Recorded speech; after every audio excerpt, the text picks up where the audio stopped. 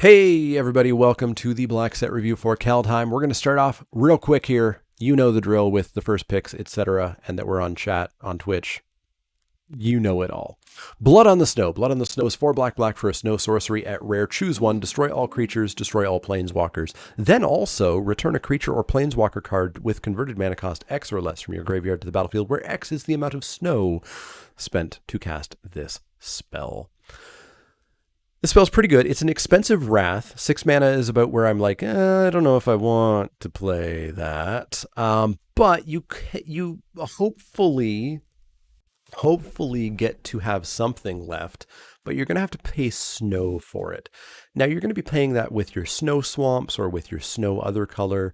Maybe you've picked up a couple of other things, but I don't super want to play this. I'm not typically huge on Wraths unless they're like really efficiently costed in limited, and 6 is not efficiently costed. But if you have the snow for this and you're going to get something back, it's a pretty dang good Wraths. Wraths that are not perfectly asymmetrical tend to be very good. So this is probably just a first pick, and you modify your draft a little bit to definitely make sure you're picking up some of those snow lands. Perhaps not quite in the way that you will with a blue-green snow deck, but a little bit differently than you would with whatever black deck you're ending up in. I guess black-blue is actually pretty snowy, so perhaps you're in there. So yeah, first pick for Blood on the Snow. Just make sure that you're not using this as just a 6-mana Wrath, because that's not quite good enough. Up next is Blood Sky Berserker. Blood Sky Berserker is 1 and a black for a creature human berserker at uncommon. It's a 1/1. Whenever you cast your second spell each turn, here we go. Here's our payoff. Here's our payoff for the black-white archetype. Put 2 counters on it, and it gets menace. So it's a 2-mana 1/1 that the first time you double spell in a turn, it becomes a 3/3. Okay, that's not awful. And then the second time you double spell in a game, it becomes a 5/5. That's pretty cool. Also, you just double spelled for the second time in a game of limited. You must be doing pretty well. You going to double spell a third time or a fourth time? If you're double spelling that regularly in limited and you're not just winning the game, I don't think you're doing much. The thing to, of course, keep an eye on is Foretell the way that we're going to double spell more regularly? And I don't know that it is. I don't think you're going to end up with like a stack of Foretell cards and be like, okay, this turn I'm going to cast this one for cheaper and cast another spell. Because that means that you spent so much mana and time foretelling cards instead of just establishing the board. And I think you're going to get run over. The way that I'm going to start approaching this format is not over foretelling. I think over foretelling is going to get you into trouble. And I'm going to start out this format thinking that this cast 2 spells thing is not good. So I'm going to put this on the wheel.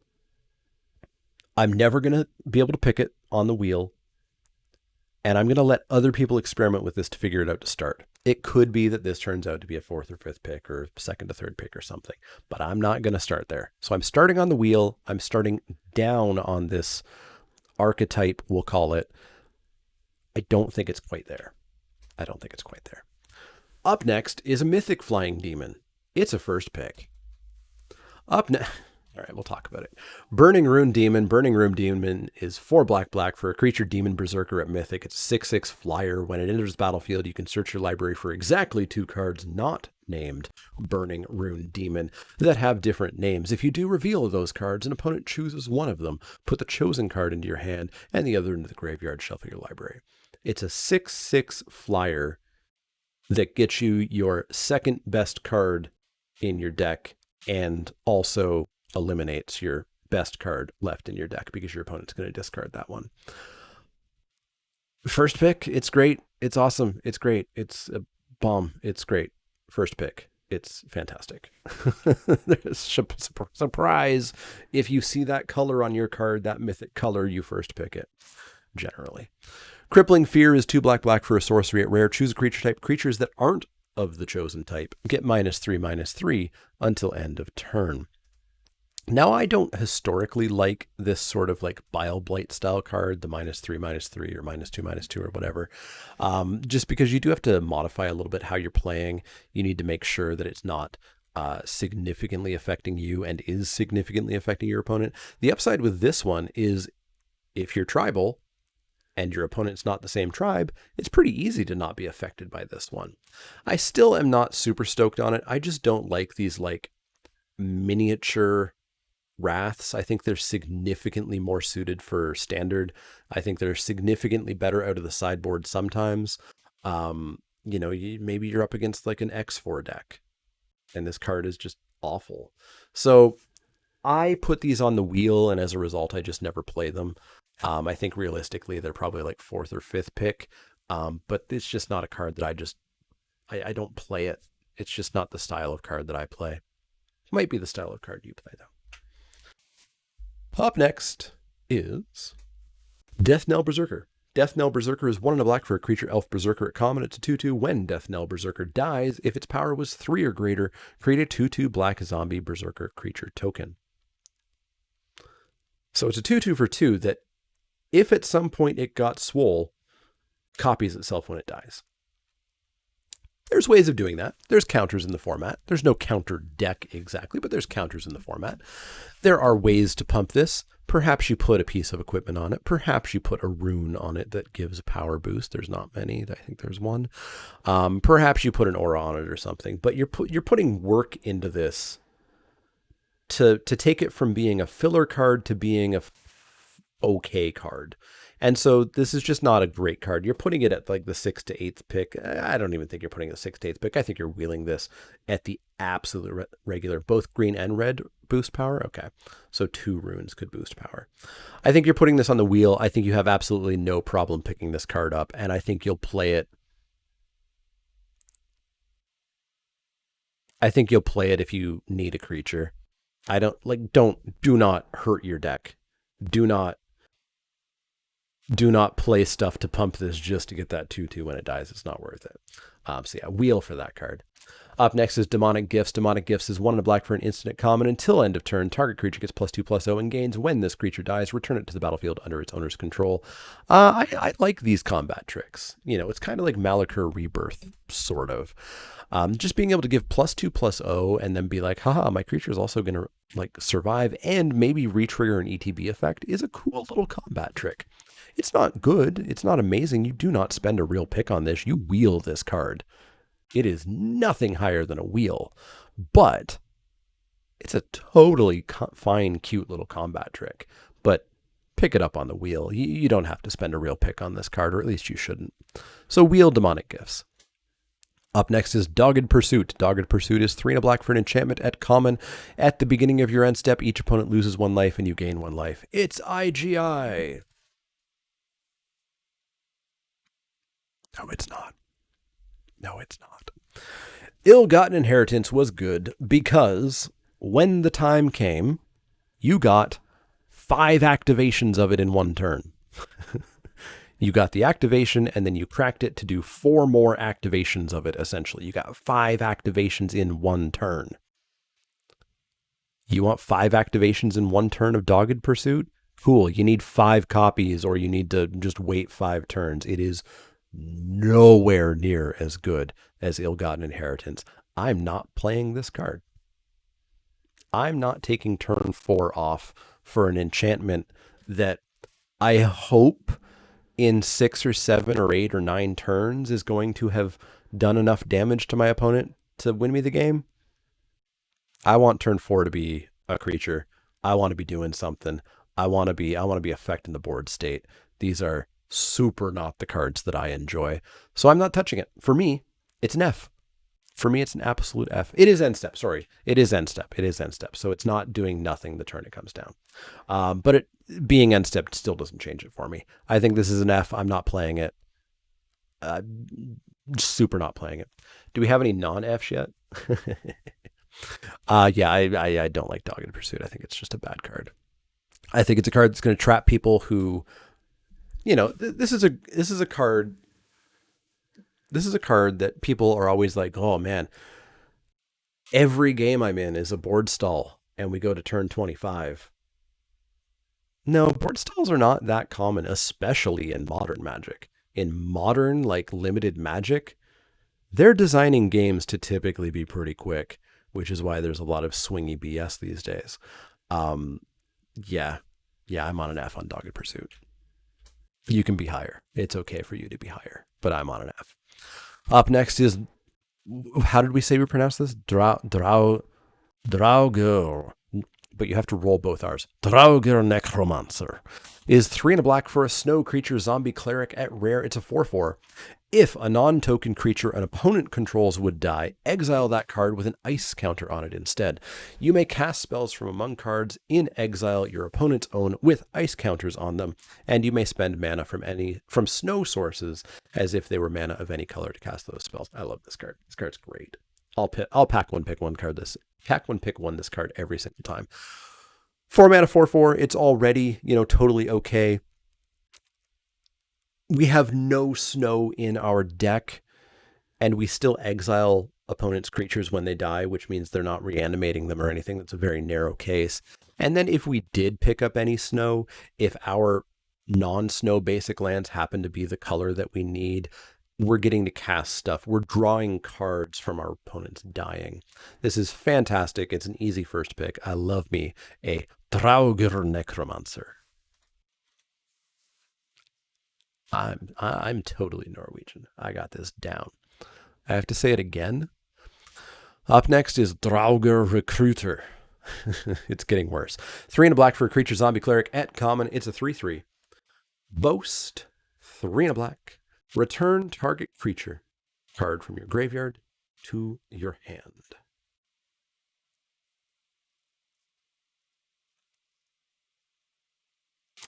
Okay, I don't like that it's on attack only. I would prefer, just give me a blood beckoning or something. Just give me one of those random spells rather than having to attack with this card. It's a hill giant, so it's very filler. That attack to buy something back may just be this thing suiciding in, which is maybe okay. If we're getting back our rune-scarred demon or something, that's pretty good. So I think this card's fine, but I do think it's around the wheel. I don't think it's much higher than that. I think you can get it if you want it. It's a zombie, which is relevant. It's a cleric, which is relevant. But I think you can probably pick this up on the wheel.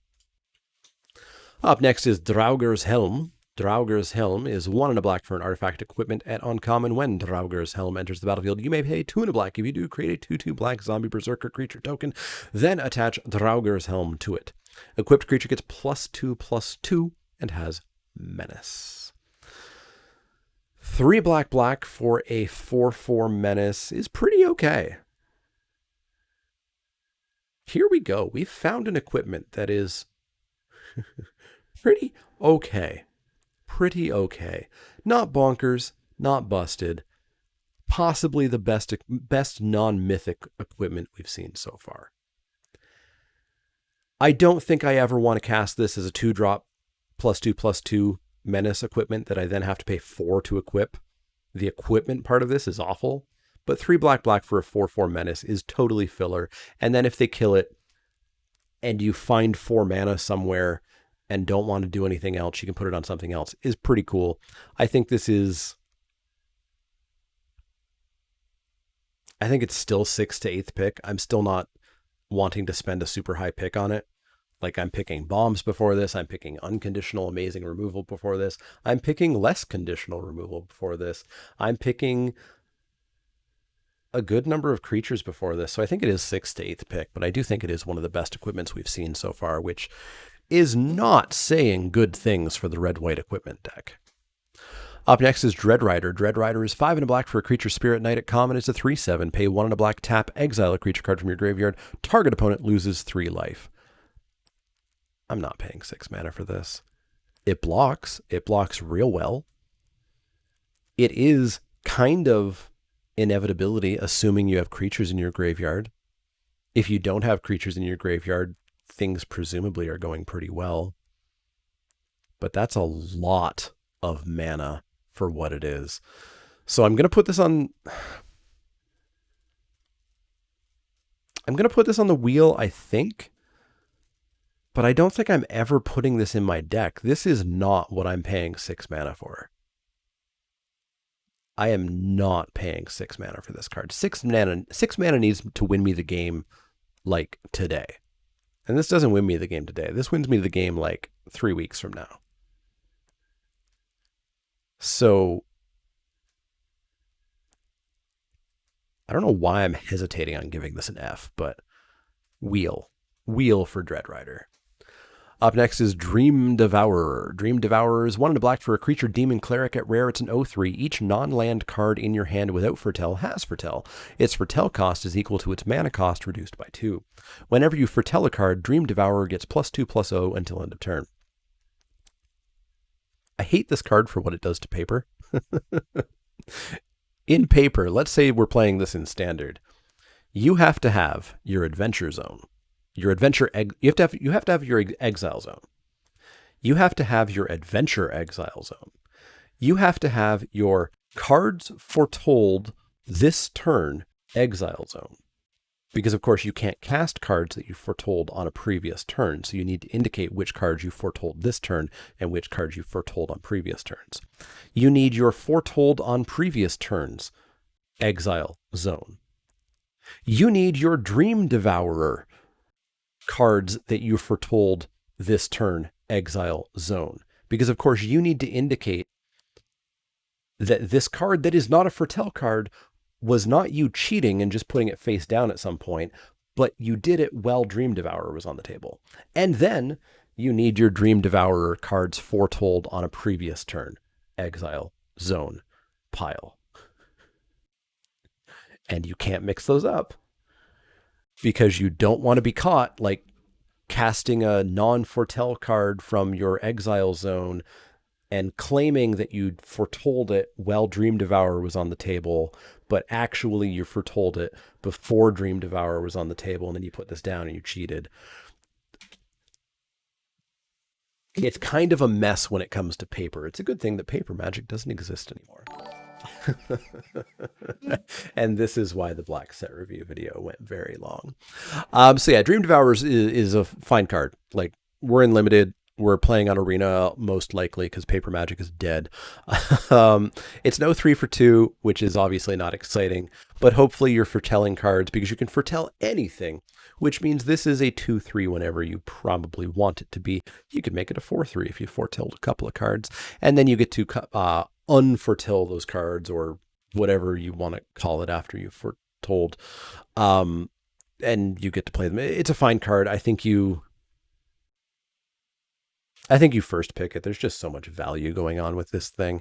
And yeah, in case there is any confusion, you can play those foretold cards even if this dies. This doesn't have to be on the battlefield. So we're getting a little bit Hearthstone-y, where we now have a card that has a bunch of extra rules written on it, because that card has the foretell cost now written on it, even though the Dream Devourer is left. It's a weird online-y space that we're getting into with this foretell mechanic, primarily because of Dream Devourer. But yeah. What is the foretell trigger? The 2 mana or the casting? Whenever you foretell, foretelling is putting it into exile, the 2 mana thing. So yeah, first pick, we'll figure out how it goes. I don't like the potential digital future of Magic. Up next is Dusk Wielder. Dusk Wielder is a single black mana for a 1/2 creature elf berserker at common. It's got a boast for a single colorless mana. Or sorry, not colorless, generic. Target opponent loses 1 life and you gain 1 life. I really like that this is generic mana. That's pretty cool. It's not an amazing effect. And you're attacking with this once, twice, before your opponent goes, okay, I'll eat that. So I'm not sold on this being amazing in any way, shape, or form. I think you pick it up on the wheel every single time. And I don't think you I think you play this because you want an elf. You play this because you want a berserker. And I think once or twice you get a cute little life drain over the course of the game. So wheel, that's about it. It's if any creature attacks. No. Activate this ability only if this creature attacked this turn. Boast is always that creature must attack. Up next is Egon, God of Death, because of course, if someone asks you if you're a god, you always say yes. Ghostbusters joke, 2 and a black for a legendary creature god. At rare, it's a 6/6 for 3 with Death Touch. Luckily, bucking the trend of modern magic, this does have a downside. At the beginning of your upkeep, exile 2 cards from your graveyard. If you can't, sacrifice Egon and draw a card. So it's a 6/6 for 3, which is nutty. It's not a 3-drop because you're probably not going to be exiling many cards before this is dead. This is a little bit later game, but it's a 6/6 for 3. And even when it does finally die, you still get to draw a card off of it. It's a very good card. I'm first picking it based off the front. Throne of Death is on the back, single black mana for a legendary artifact at rare. At the beginning of your upkeep, mill a card. Pay 2 and a black, tap, exile a creature card from your graveyard, draw a card. Throne of Death is okay. I would really hope I'm playing the front of this card, but obviously if you just don't have a graveyard left, if you're unlikely to be filling that graveyard up fast enough, then sure, play Throne of Death. It's 1 mana. You're milling a card every turn. That's fine. Because you're drawing a card maybe roughly every turn, depending on when you're spending that mana and exiling. It's an okay card. It's not great. It is sort of the fail state of, uh-oh, I can't cast Egon and keep them on the table long. So let's cast this thing, I guess. But realistically, you're hoping to cast Egon mid to late game when you've got a graveyard. Perhaps you've got some more ways to fill that graveyard. And you're going to have a 6/6 Death Touch, and it's going to be solid. First pick for Egon here. Up next is Elderfang Disciple.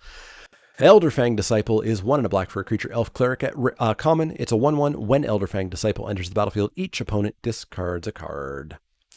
So it's a 2-mana 1/1. Make sure opponent discard. It's a drain pipe vermin, I think was the name. It's fine. It's not great. It's an elf. It's a cleric. Do you care about clerics? Because black-white kind of does. Here you go. Do you care about elves? Because black-green definitely does. Here you go. Are you neither of those? Don't touch it. It's on the wheel. I don't think you have to spend a real pick on this. Yeah, just wheel. Our double-faced card is going to be the new evergreen mechanic. They are in Strixhaven as well, but that's it. So they're doing this new thing, which who knows if they'll ever do it after these 3 sets, where they've decided because blocks don't exist, they want to have a mechanic that goes through the block, through 3 sets. And so MDFCs are the first one for that. Up next is up next is Eradicator Valkyrie, which is 2 black for a creature angel berserker at mythic. It's a 4/3 flyer lifelink hexproof from planeswalkers, which is flavor text and limited. Boast 1 and a black, sack a creature. Each opponent sacks a creature or a planeswalker. Card's amazing. Absolutely amazing. Easy first pick. 4/3 flying lifelinker is very good right there. And then if you have the mana and the creature to spare and it makes sense, you can do a little bit of an edict should you want. Remember, your opponent is intelligent and not an idiot. They're going to sacrifice their worst creature. So keep that in mind. It's the same warning that all edicts have with them. That does not make them bad. It makes them not necessarily the best. It makes it so that you need to make sure that you use it intelligently when your opponent has nothing but bad choices to make with it. But yeah, great card, first pick. It's all upside here. And hey, maybe Kaya can't kill it or something. Up next is Feed the Serpent. Feed the Serpent is 2 black for an instant at common. Exile target creature or planeswalker. First pick, like, the only thing you're picking over this is a bomb rare. It's unconditional instant speed removal. Also kills a planeswalker. Amazing. It's pick it, play every single copy. Up next is Grimdrauger. Grimdrauger is 2 and a black for a snow creature zombie berserker at rare common. Why do I keep saying rare? It's a 3/2, pay 1 and a snow. Grimdrauger gets +1/+0 and gains menace until end of turn. So a filler 3/2 for 3 at the base. relevant zombie, relevant berserker. Pay 1 in a snow to make it a 4/2 menace. Cool. This is all okay stuff. Realistically, I think you can pick it up on the wheel. I don't think you have to go nuts over this card, and it's just a totally fine card to play. So wheel this, I believe. Pick a little bit higher when, you keep in mind, these grades are always for like pack 1. When you're pack 2 or pack 3 and you're zombies, 6th pick this. When you're red-black and you want berserkers, pick it higher. When you're snow, pick it higher. Up next is Hailstorm Valkyrie. Hailstorm Valkyrie is 3 and a black for a snow creature, angel, wizard, add-on common. It's a 2/2 flying trample. 2/2 trample. But snow gives it +2/+2 until end of turn. 4 mana 2/2 flyer is not what I like. It's still fine, but it's not a Windrake. It's not a Snapping Drake. But if we have snow, it's a 4/4 flyer with trample, and it just got a whole lot better. And if we are lucky enough to be able to do snow, it's a 6/6 flying trample, and that's real good. It's an angel, which is going to be relevant in black-white. There's a lot going on in this card. All of that stuff going on in this card makes it like 4th, 5th pick here. You're not taking it over bombs, you're not taking it over removal, you're not really taking this to get into black exactly, but when you've taken a few cards and are looking at heading that way, it goes up in value. So 4th, 5th pick for Hailstorm Valkyrie. Up next is Haunting Voyage. Haunting Voyage is 4 black for a sorcery at Mythic. Cardboard Live has come back on. This is super annoying. You know what we're gonna do? We're going to delete Cardboard Live. Uninstall. I'll remember to uninstall that at some point. The heat map has been unlocked again. Haunting Voyage is 4 black for a sorcery at Mythic. Choose a creature type. Return up to 2 creature cards of that type from your graveyard to the battlefield. If this spell was foretold, return all creature cards of that type from your graveyard to the battlefield instead. Foretell 5 black. This one costs more because you get a better effect.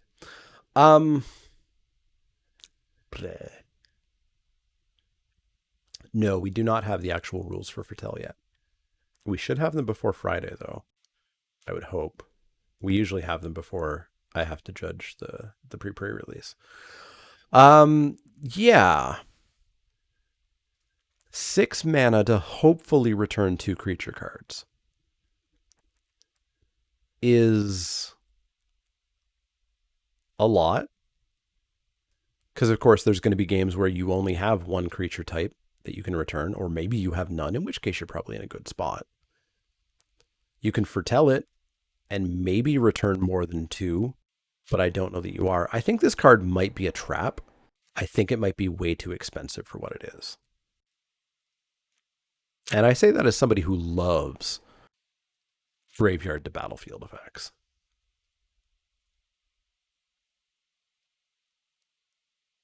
If this gets 1 creature, I'm unhappy. If this gets 2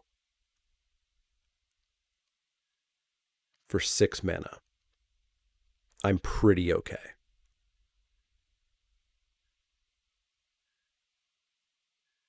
I don't think I foretell this unless I am already aware that I'm probably going to be getting a bunch more. Like it's turn 6 or something, and I look at my graveyard and I'm like, ooh, if I foretell this now and hit my 7th land, I'm going to get 4 creatures back or 5 creatures back. I don't know. I'll have to see how good this is. I'll have to play with it. I'll have to see people play it. I'm going to start it out around 6th through 8th. I think it's not going to be that great. Of course, if you want to play with this, you're going to have to first pick it for the first month or so. But I'm going to start 6th to 8th pick, which means I'll be watching people play it and see how it is as opposed to playing it myself. Let's get this battle going as we get towards finishing up the black set review. There is self-mill. You could be black-green and have a ramp, which means you'd be elves, so you'd be returning elves. There's some stuff there, but I think it requires a lot of work. And so it could be that it's just very much not a pack 1 card, right? It's a card that you don't want to see pack 1. But pack 2, pack 3, maybe you want to see it. So what was the rules question for Foretell?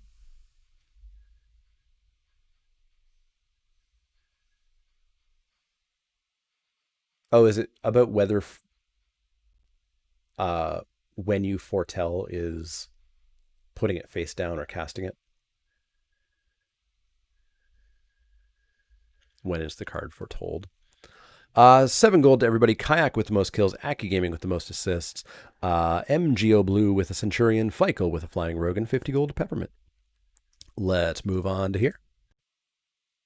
And pop your units down every 5 minutes. And we're going to get back to that black set review.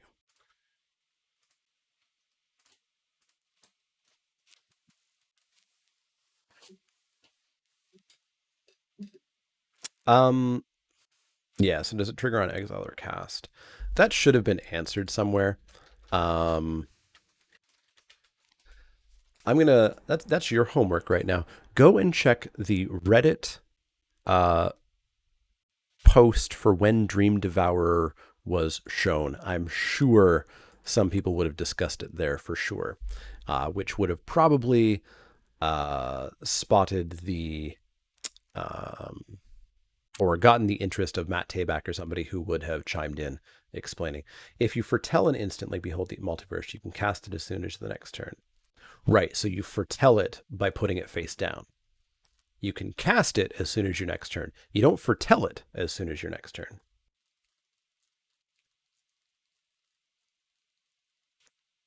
Yeah, foretelling, I'm pretty sure, is when you pay the foretell cost. Pretty sure. Up next is Infernal Pet. Infernal Pet is 2 and a blue for a creature imp at common. It's a 2/2 whenever you cast your second spell each turn. Here we go. Here's our next payoff for this archetype. Put a counter on it. And it gains flying. This card's not that great. Not that great. You pay its foretell cost, though. Foretell cost is the larger cost, though. So this one's larger, but all of the other ones are cheaper.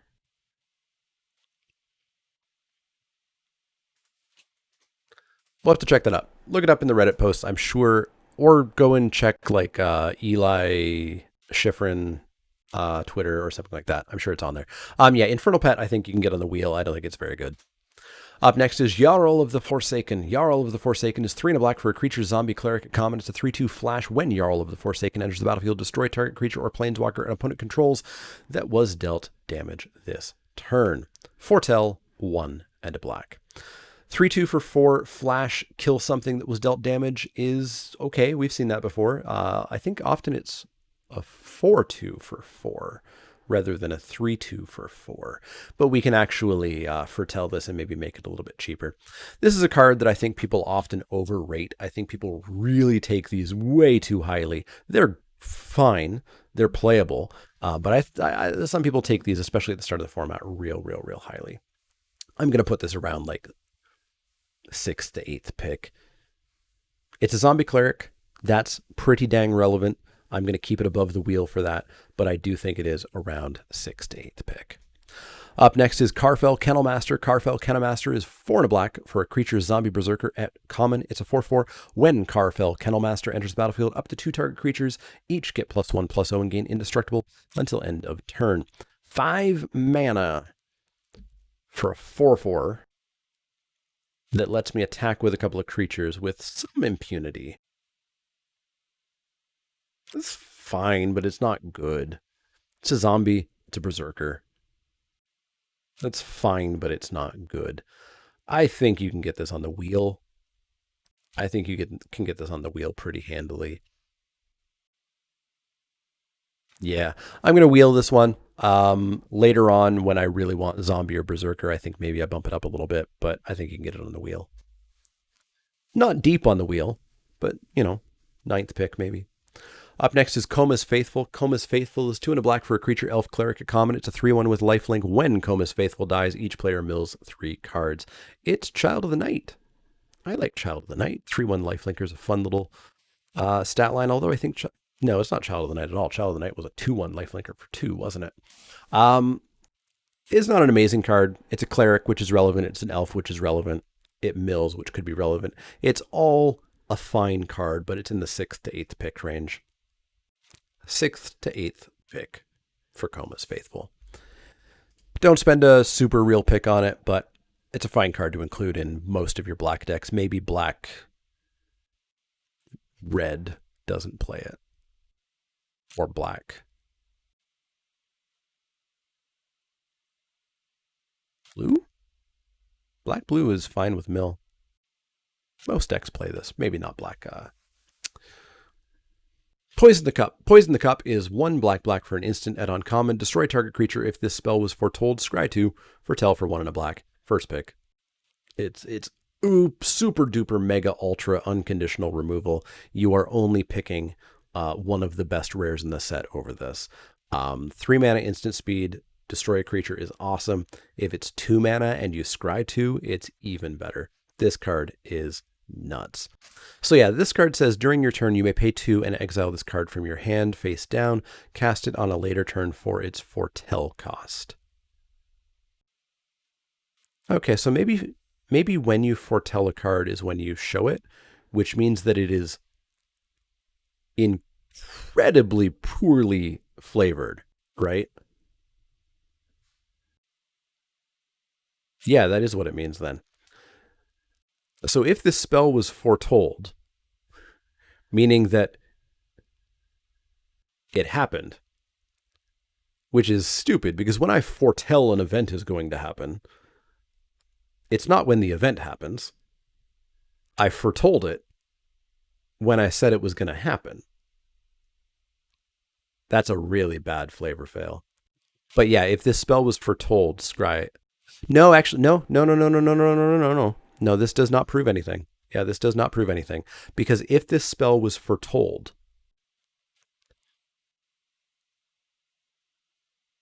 that still could mean that exiling it face down was when we foretold it. And it says, oh, hey, you foretold that on turn 2. So that still doesn't prove anything. Oh boy, I really hope it's the flavorful way that you foretell something when you put it face down.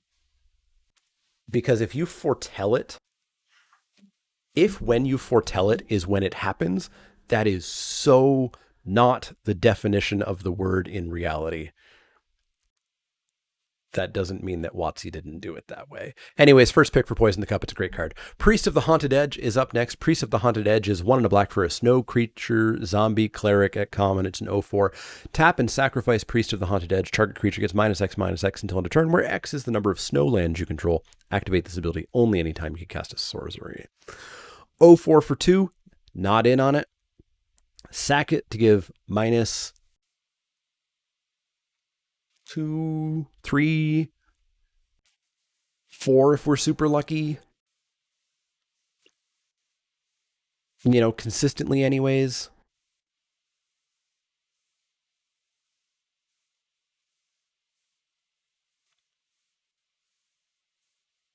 I think this is like 6th to 8th pick. Go Bronco. Thank you very much for the donation. That helps me out directly.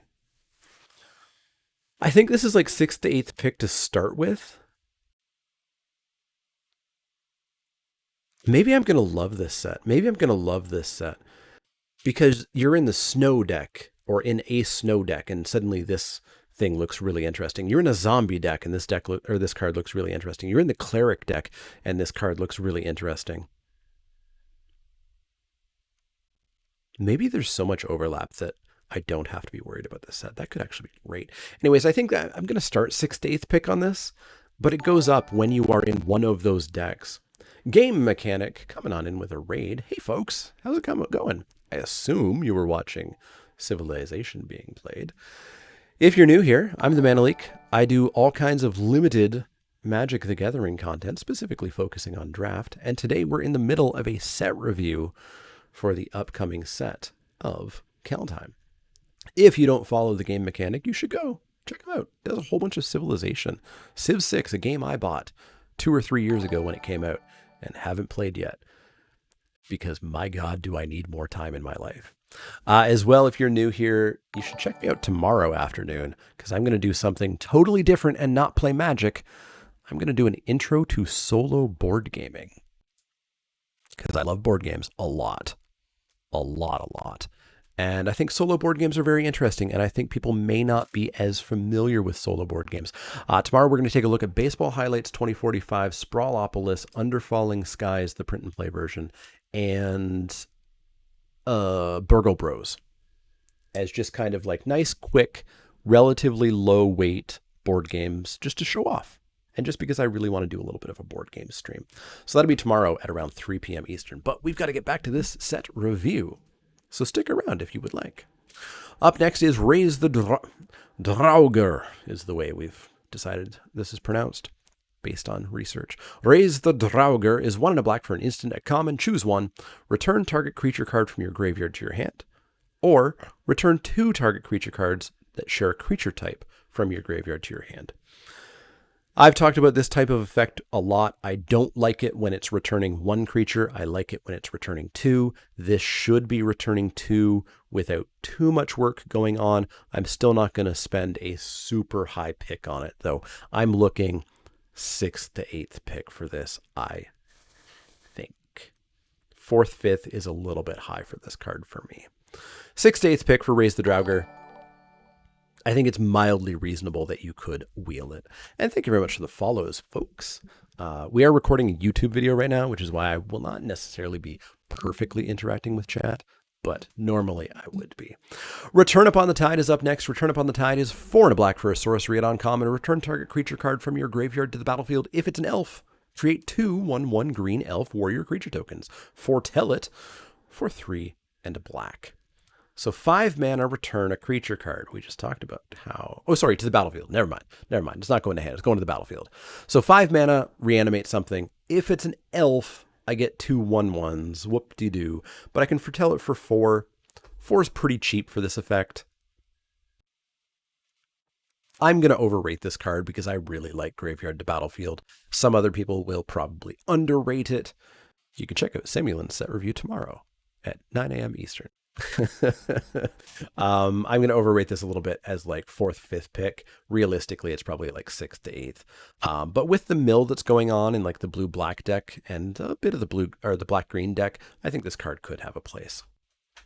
Up next is Rise of the Dreadman. Rise of the Dreadman is 2 and a black for an instant at rare. Create X 2/2 black zombie berserker creature tokens, where X is the number of non-token creatures that died this turn.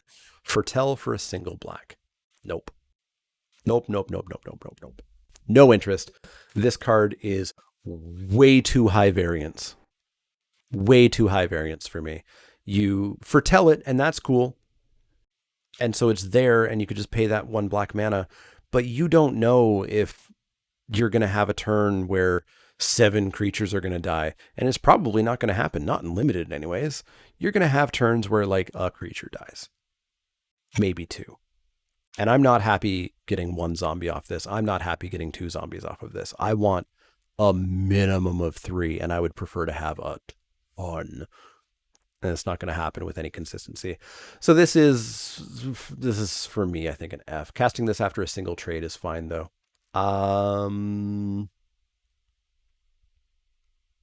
No, because you had to put this in your deck. You had to say, I want to play 22 cards and this one. And this could just be a 3/3. This could be a vanilla 3/3 instead of this card.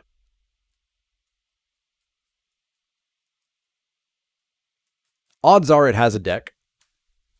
And so it's one of those cards that perhaps can defy ratings because pack 3, you're in the perfect deck and you open this rare.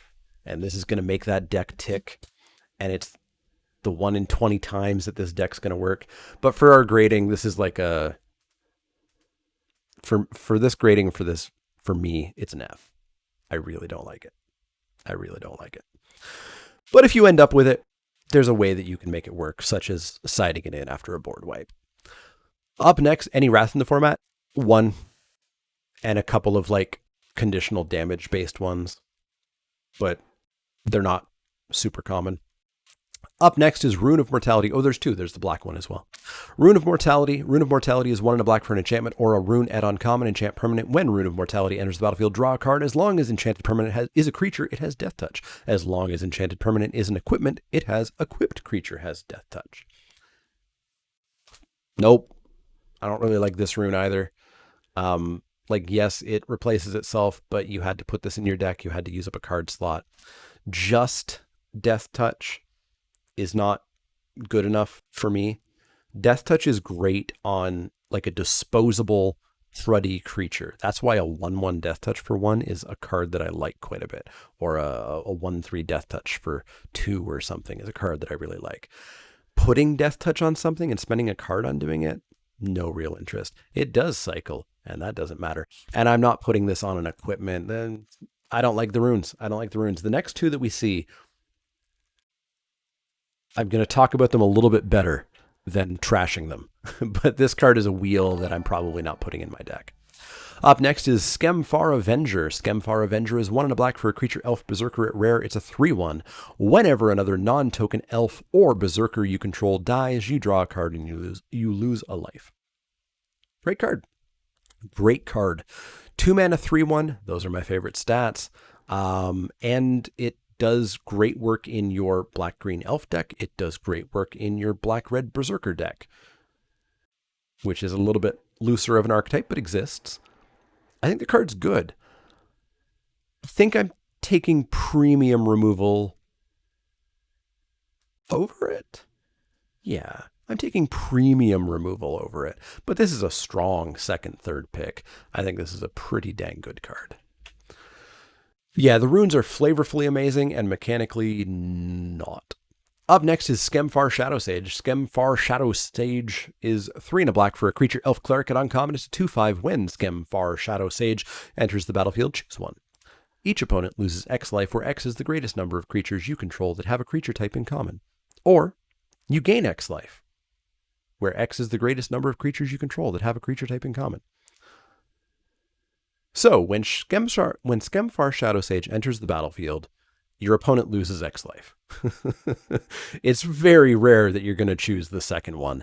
That's a dire straits that you're choosing the second one there. But 4 mana for a 2/5 is going to block pretty well. It's an elf cleric that's relevant for 2 different color combinations right there, and deal 2, 3, 4 damage is pretty nice off of that. I think this card's pretty good. I think it's upwards of a 4th, 5th pick. Upwards of a 4th, 5th pick. It could be 6th through 8th, but I think it's 4th, 5th. Obviously, if you end up in some weird amalgamation where you just don't have shared creature types, maybe don't take it so highly or play it so highly. But yeah, 4th, 5th pick for Kemfar Shadowsage. Up next is Skull Raid. Skull Raid is 3 and a black for a sorcery at common. Target opponent discards 2 cards. If fewer than 2 cards were discarded this way, you draw cards equal to the difference. Foretell for 1 and a black. It's the best mind rot we've ever had. It's a mind rot that is never off. Because if it's off, it's a divination. This is the best mind rot we've ever had. I think they have discovered a way to make mind rot a main deckable card in every black deck. I'm playing this in every black deck. I'm not spending a super real pick on it. 6th to 8th pick for me. But I think this is a very, very cool modification of mind rot. Mind rot / divination is new. It's new and it's good. I like it. 6th through 8th pick for Skull Raid. Up next is Turgrid, God of Fright. Turgrid is 3 black for a legendary creature god at rare. It's a 4/5 with menace. Whenever an opponent sacrifices a non-token permanent or discards a permanent card, you may put that card from a graveyard onto the battlefield under your control. Very cool card here. 4/5 menace for 5. I'm in. We already talked, I think, about a 4/4 menace for 5, and I was like, yeah, that's pretty good. 4/5 menace for 5 is solid. I'm in. Your opponent sacrificing something is going to be a little bit tricky, or discarding. You're going to be wanting to play your Skull Raids and such. Man, playing Skull Raid with this. You're going to want to get them to sacrifice things in some ways, but there's ways to do all of that. So front face of this card is a solid first pick. Absolutely solid. Backside, Turgrid's Lantern, 3 and a black for a legendary artifact at rare. Tap, target player loses 3 life unless they sacrifice a non-land permanent or discard a card. Pay 3 and a black, untap, Turgrid's Lantern. I'm playing this side 100% of the time, I think. Yeah, I'm playing Turgrid 100% of the time, because if they don't have anything to sack, and I could play Turgrid's Lantern to deal 3 damage a turn, I could also just attack with Turgrid for 4. Yeah, so Turgrid's Lantern's interesting, and I think it's unfortunately going to be overshadowed by the fact that you should just always be playing the front side of Turgrid. First pick, great card. Up next is Turgrid's Shadow. Turgrid's Shadow is 3 black for an instant at uncommon. Each player sacrifices 2 creatures. Foretell for 2 black. This is what? This is Barter and Blood? Or is that a different card? Barter and Blood. Yeah, this is Barter and Blood with a Foretell cost on it. If you have a very different looking board state where you have 2 things that you would love to sack and they only have things that are going to suck for them to sack, this card is great. If you don't have a board state, maybe you're that person who on turn 2 foretold, and on turn 3 foretold, and on turn 4 you're like, oh god, I forgot that I'm supposed to be playing Magic and establishing the board and my opponent's going to kill me. And you cast Turgrid's Shadow, and now they don't have a board anymore. And you don't sacrifice anything because you didn't bother to establish your board. And it is instant instead of sorcery as well, so it is better than Barter and Blood. I think this card's actually better than anybody's going to think at the start, because they're going to be down because it's an edict. They're going to be down because they have to sacrifice things. There are ways to engineer your board state and your gameplay to make this card pretty good. Even Barter and Blood had ways of engineering your board state to make it good. Where am I going to pick it? I think 4th, 5th pick, and I don't want to really load up on these, I don't think. But I think this card's going to be a little bit underrated to start, I think. 4th, 5th pick for Turgrid's Shadow. Up next is Valkyrie. Is this the last card? Apparently not, no. Up next is Valkyrie, God of Lies. Valkyrie, God of Lies is 1 and a black for a legendary creature god at Mythic. It's a 2/1. When Valkyrie enters the battlefield, each opponent reveals their hand. For each opponent, exile a creature card they revealed this way until Valkyrie leaves the battlefield. Pay X. Choose a creature card exiled with Valkyrie with converted mana cost X. Valkyrie becomes a copy of that card. So it's a piker. Your opponent reveals their hand, and you pull a creature out. So hopefully they have one. But if they did, you can pay X to turn Valkyrie into that card. It's pretty good. That's pretty good. Worst case scenario, it's a 2/1. And you got some information about your opponent's hand and there was nothing in there. And that's fine. Odds are you're going to have some sort of creature, whether it's better than a 2/1, who knows? It probably is going to be. And that's pretty good. And so I think you're first picking Valkyrie. But surprise, Valkyrie is actually Tibble. Tibble, Cosmic Imposter. Tibble, Cosmic Imposter is 5 black-red for a legendary planeswalker. Tibble at rare starts with 5 loyalty. As Tibble enters the battlefield, you get an emblem with. You may play cards exiled with Tibble, Cosmic Imposter, and you may spend mana as though it were mana of any color to cast those spells. +2, exile the top card of each player's library. -3, exile target artifact or creature. -8, exile all cards from all graveyards. Add red. Card's amazing. You play Tibble, you're in a good standing to just win the game without taking too much work. Really reminds me of Karn, which is, I guess, a little bit of a glow up for Tibble from his Innistrad days. First pick, you're ideally playing Tibble, but if it's early game and you're not quite getting there on mana, throw Valkyrie down and it's fine. But you're probably going to want to be playing the Tibble side.